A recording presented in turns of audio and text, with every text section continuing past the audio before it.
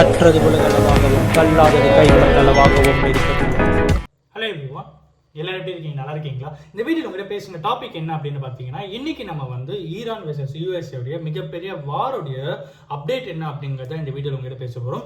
கிட்டத்தட்ட வேர்ல்டு லெவலில் எல்லாருமே வந்து அஃபெக்ட் ஆகிட்டு இருக்கிற ஒரு பர்டிகுலர் வார் இன்னைக்கு என்ன அப்படின்னு பார்த்தீங்கன்னா ஈரான் வெர்சஸ் யூஎஸ்ஏ தான். பட் இன்னைக்கு யூஎஸ்ஏல ஒரு மிகப்பெரிய ஷாக்கிங்கான இன்ஃபர்மேஷன்ஸ் நிறையவே வந்திருக்கு. கிட்டத்தட்ட இன்னைக்கு லெவலில் யூஎஸ்ஏ வந்து ஒரு செட்பேக் வந்து ஃபேஸ் பண்ணியிருக்காங்க அப்படின்னே சொல்லலாம். யூஎஸ்ஏல இருக்கிற முக்கியமான ஃபோர்ஸ் சீஃப் மெம்பர்ஸில் ஒருத்தர் ஜோசப் கென்ட் அப்படிங்கிற ஒருத்தர், ஓகேங்களா. ஸோ அவர் தான் வந்து கிட்டத்தட்ட இந்த மிலிட்ரி ஃபோர்ஸில் வந்து ஒரு ஹெட் மாதிரி வச்சுக்கோமே. அவர் வந்து அவரோட ஜாப் வந்து ரிசைன் பண்ணியிருக்காரு. அவரோட ரிசைக்னேஷன் லெட்டர் என்னென்னலாம் சொல்லியிருக்காரு அப்படின்னு பார்த்தீங்கன்னா, நான் இந்த ஜாப் விட்டு ரிசைன் பண்ணி போகிறேன் அப்படின்ற மாதிரியும், இந்த பர்டிகுலர் வார்னால வந்து அவரோட ஒய்ஃபை வந்து இழந்திருக்காரு. மேலும் நிறைய யங்ஸ்டர்ஸ், யூஎஸ்ஏவுடைய ஃபியூச்சர் யங்ஸ்டர்ஸ் ஆஃப் மிலிட்ரி பீப்புளை வந்து நான் இழக்க நேரிடலை அப்படிங்கிற மாதிரியும், ஒரு காலத்தில் விச் மீன்ஸ் ட்ரம்ப் அவர்கள் இதுக்கு முன்னாடி பிரசிடெண்டாக இருக்கும்போது நீங்களே வந்து ஈரான் மேலே ஈராக் மேலே வந்து போர் தொடுக்க வேண்டாம், அதனால வேஸ்ட்டாக வந்து நம்மளுடைய ஒரு பக்கம் வந்து பணம் செலவு ஒரு பக்கம் இருக்குது, இன்னொரு பக்கம் வந்து பார்த்தீங்கன்னா மனிதர்களும் நிறைய பேர், சோல்ஜர்ஸும் நிறைய பேர் வந்து இறந்து போகிறாங்க. இது ரொம்ப தேவையில்லாத ஒரு விஷயம். ஈரான் ஒரு மூலையில் இருக்குது, யூஎஸ்ஏ ஒரு மூலையில் இருக்குது. யூஎஸ்ஏ வந்து ஈரானால் ஒன்றுமே பண்ண முடியாது அப்படின்ற அளவுக்கு நீங்களே பேசியிருந்தீங்க. பட் இன்னைக்கு வந்து என்ன இருக்குது அப்படின்னு பார்த்தீங்கன்னா, இஸ்ரேலோட இன்ஃப்ளூயன்ஸ் இங்கே வந்து அதிகமாக இருக்குது அப்படிங்கிற மாதிரியும், இங்கே இருக்கிற லோக்கல் மீடியா சேனல்ஸில் வந்து யூஎஸ்ஏ வந்து முக்கியமாக ஈரானை வந்து அட்டாக் பண்ணியே ஆகணும் அப்படிங்கிற மாதிரி ஒரு இதுவை செட் பண்ணிட்டீங்க. கைண்ட் ஆஃப் ஒரு செட்டை வந்து ஒரு ட்ரெண்டிங் வந்து செட் பண்ணியிருக்கீங்க. அதனால வந்து நீங்களும் வந்து அதுக்கேற்ற மாதிரி போயிட்டு இருக்கீங்க. இது ரொம்ப ரொம்ப முக்கியமான ஒரு விஷயம். இப்பயும் நீங்கள் வந்து கரெக்டான டிசிஷன் எடுக்கல அப்படின்னா யூஎஸ்ஏல மிகப்பெரிய இழப்புகள் ஏற்படுறதுக்கு அதிகமாகவே வாய்ப்புகள் இருக்குது அப்படிங்கிற மாதிரி ஒரு பர்டிகுலர் விஷயத்தை அவரோட ரெசிக்னேஷன் லெட்டரில் எழுதி உலகத்துக்கே தெரிகிற மாதிரி போஸ்ட் பண்ணிட்டு அவர் இன்னைக்கு அவரோட ஜாப் வந்து ரிசைன் பண்ணிட்டு போயிட்டாரு.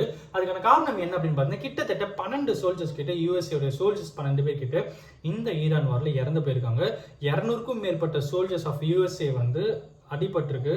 அண்ட் பயங்கர காயங்கள், ஒருத்தர் கையில் ஒருத்தர் காலையில் மாதிரி ஏகப்பட்ட காயங்களோட கிட்டத்தட்ட 200+ சோல்ஜர்ஸ் வந்து ஃபேஸ் பண்ணிட்டு இருக்காங்க. அவங்களுக்கும் வந்து நிறைய உடல் அளவில் பாதிப்பு, இழப்புகள் அப்படிங்கிறது இருந்திருக்கு அப்படின்னு ஒரு பக்கம் வந்து சொல்லப்படுது.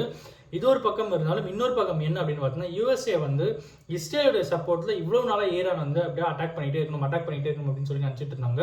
பட் இன்னைக்கு என்ன இருக்குது அப்படின்னு பார்த்தீங்கன்னா, ஈரானை வந்து யூஎஸ்ஏவில் அவ்வளோ ஈஸியாக வந்து அட்டாக் பண்ண முடியல. ஏன்னா அந்த அளவுக்கு வந்து யூஎஸ்ஏ வந்து ஈரான் வந்து டேக்கிள் பண்ணுறாங்க. அதுக்கான காரணம் என்ன அப்படின்னு பார்த்தீங்கன்னா, அந்த பர்டிகுலர் ஜியோகிராஃபியோடைய அட்வான்டேஜ் வந்து ஈரானுக்கு அதிகமாகவே இருக்குது. ஒரு பக்கம் ஹில், ஒரு பக்கம் வந்து டெசர்ட், ஒரு பக்கம் வந்து சி அப்படின்ற கடல் அப்படின்னு ஒரு பக்கம் இருக்கும்போது இயற்கை சூழ்ந்த ஒரு நாடாக அது இருக்கிறதுனால அவ்வளோ ஈஸியாக யூஎஸ்ஏவால் ஈரானை வந்து அட்டாக் பண்ணவே முடியல. இன்னொரு பக்கம் என்ன அப்படின்னு பார்த்தீங்கன்னா, ஈரானும் வந்து பயங்கரமாக வந்து அட்டாக் பண்ணிகிட்டே இருக்காங்க.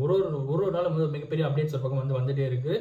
இது இன்னொரு விஷயம் என்ன அப்படின்னு பார்த்தீங்கன்னா, இஸ்ரேல் அவங்க என்ன சொல்லியிருக்காங்க அப்படின்னு பார்த்தா, அயத்துல்லா அலி காமினி அவர்களுக்கு அடுத்து ஒரு முக்கியமான சீஃபாக ஒருத்தர் வந்து இருக்கார், ஓகேங்களா. அவரோட சன் இல்லை, இன்னொருத்தர். அவரை வந்து நாங்கள் வந்து கொன்னுட்டோம் அப்படிங்கிற மாதிரி சொல்லியிருக்காங்க. அவரை கொன்னா அவங்க வந்து $10 மில்லியன் வந்து நாங்கள் கொடுக்குறோம் அப்படின்ற மாதிரி ட்ரம்ப் அவர்கள் சொல்லியிருந்தாரு. நாங்கள் அவருக்கு ஃப்ரீயாகவே பண்ணி கொடுத்துட்டோம் அப்படிங்கிற மாதிரி ஒருத்தர் உயிரிழப்பை எந்த அளவுக்கு ஃபன்னாக மேக் பண்ணணும் அப்படின்ட்டு பண்ணியிருக்காங்க. அதனால யோசிக்க கூடாது. இருந்தாலும் ஒரு உயிரிழப்பு அப்படிங்கிறது இந்த ரொம்ப தப்பான ஒரு விஷயம். அதை அவங்க வந்து ஃபன்னாக இன்ஸ்டால வந்து மேக் பண்ணியிருக்காங்க அப்படிங்கிறது ஒரு பக்கம் வந்து பார்க்க முடியுது. இன்னொரு பக்கம் என்ன அப்படின்னு பார்த்தா, இன்ஃபேக்ட் ட்ரம்ப் அவர்களே ஒத்துக்கிறார், ஈரான் இந்த அளவுக்கு எங்களுக்கு அகைன்ஸ்டாக நிற்பாங்க அப்படின்னு சொல்லி நினச்சே பார்க்கல அப்படிங்கிற மாதிரியும். உலக அளவில் எல்லா நாடுகளையுமே வந்து அவர் இன்வைட் பண்ணிட்டு இருக்காரு. இந்த போர் வந்து யூஎஸ்ஏக்கும் ஈரானுக்குமான போர் மட்டும் இல்லை, உலகத்துக்கும் ஈரானுக்குமான போர் அப்படிங்கிற மாதிரியும். ஸ்டேட் ஆஃப் ஹார்மஸை ஈரான் வந்து இவ்வளோ நாளாக கண்ட்ரோல் பண்ணிட்டு இருக்காங்க. அதனால தான் இங்கே வந்து எண்ணெய் விலை ஏறுது, பெட்ரோல் விலை ஏறுது, ஆயில் விலையெல்லாம் ஏறிட்டே போகுது. நம்மளும் எல்லாம் ஒன்று சேர்ந்து அவங்க வந்து நம்ம அகற்றிட்டோம் அப்படின்னா நம்ம எல்லாருக்குமே வந்து நம்ம டிவைட் பண்ணிக்கலாம் அப்படிங்கிற மாதிரி எல்லா நாட்டுமே வந்து போருக்காக கூப்பிட்டுருக்காரு. பட் அன்ஃபார்ச்சுனேட்லி ஷாக்கிங்கான விஷயம் என்ன அப்படின்னு பார்த்தா, எந்த நாடும் அவருக்கு சப்போர்ட் பண்ண வரவே இல்லை. அன்லெஸ் இட் இஸ் இஸ்ரேல், ஓகேங்களா. இஸ்ரேல் தவிர எந்த நாடுமே வரல. எல்லா நாடுமே என்ன சொல்கிறாங்கன்னா, இது உங்கள் 2 பேருக்கு சம்மந்தப்பட்ட போர், இதில் நாங்கள் தலையிட மாட்டோம் அப்படின்னு சொல்லி இவ்வளோ நாள் யூஎஸ்ஏக்கு சப்போர்ட் பண்ண யூகேலேருந்து, ஃப்ரான்ஸ்லேருந்து, ஜெர்மனிலேருந்து, பிரிட்டன் அப்படின்னு சொல்லி எல்லா கண்ட்ரிஸும் வந்து சொல்லிட்டாங்க. அதனால இது ஒரு மிகப்பெரிய செட்பேக்காகவே ட்ரம்ப் அவர்களுக்கு இருக்குது அப்படிங்கிறதும் இன்னொரு விஷயம். இன்னொரு பர்டிகுலர் விஷயம் என்ன அப்படின்னு பார்த்தீங்கன்னா, யூஎஸ்ஏலேருந்து ஒரு முக்கியமான ஒரு கப்பல், ஓகேங்களா, அது வந்து கடல் வழியாக அட்டாக் பண்ணுற ஒரு கப்பல், அது வந்து சிங்கப்பூர் தாண்டி ஈரான் கிட்ட போயிட்டு இருக்கு. இஃப் இன் கேஸ் அது போன அப்புறம் மேபி நிலைமை மாறுமா அப்படிங்கிறதும் விச் மீன்ஸ் ஈரான் மேலே பயங்கரமான தாக்குதல் இருக்கிறதுக்கான வாய்ப்புகள் அதிகமாகவே இருக்கு அப்படின்ற மாதிரி சொல்றாங்க. 2 நாள் முன்னாடி ட்ரம்ப் அவர் என்ன சொல்லியிருந்தாருன்னா, இனிமேல் நான் நினைச்சுன்னா போற முடிச்சிருவேன், நாங்க ஈரான் மேலே அடிக்கிறதுக்கு ஒண்ணுமே இல்லை அப்படிங்கிற மாதிரி சொல்லியிருந்தாரு. பட் இன்னைக்கு லெவல் என்ன அப்படின்னு பார்த்தா, ஈரானை அவ்வளோ ஈஸியாக யூஎஸ்ஏவால் தொடக்கூட முடியல. அது அவரே ஒரு பக்கம் வந்து அட்மிட் பண்ணிக்கிறார். இதெல்லாம் ஒரு பக்கம் நடந்துருக்கு. இன்னொரு பக்கம் ட்ரம்ப் அவர்கள் டார்கெட் பண்ணுற கண்ட்ரி எது அப்படின்னு பார்த்தீங்கன்னா Cuba.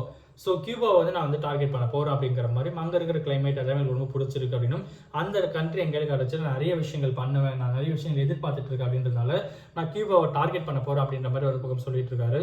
And it's really Jio political issues ஒரு பக்கம் வந்து குளோபல் வைடில் வேர்ல்டு வைடில் இருக்கிற வார்ஸாக பார்க்கும்போது அங்கே எங்கே ட்விஸ்ட்ஸ் அண்ட் டேர்ன்ஸாக நிறையவே வந்து இருந்தது. இன்னொரு சம்மந்தப்பட்ட விஷயங்களாக ஒரு பக்கம் வந்து இருந்துட்டு இருக்கு.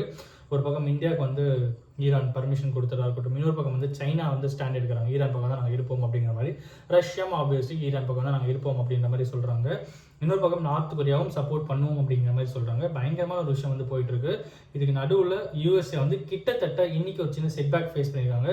நாளைக்கு நிலைமை மாறதுக்கான வாய்ப்புகள் வந்து அதிகமாகவே இருக்குது. இன்னைக்கு இதை நான் உங்ககிட்ட ஷேர் பண்ணுவோம் அப்படின்னு சொல்லி இப்படி யாரும் ஒருத்தருக்கு நாலேஜ் சொல்லி நான் நம்புகிறேன். Thank you so much.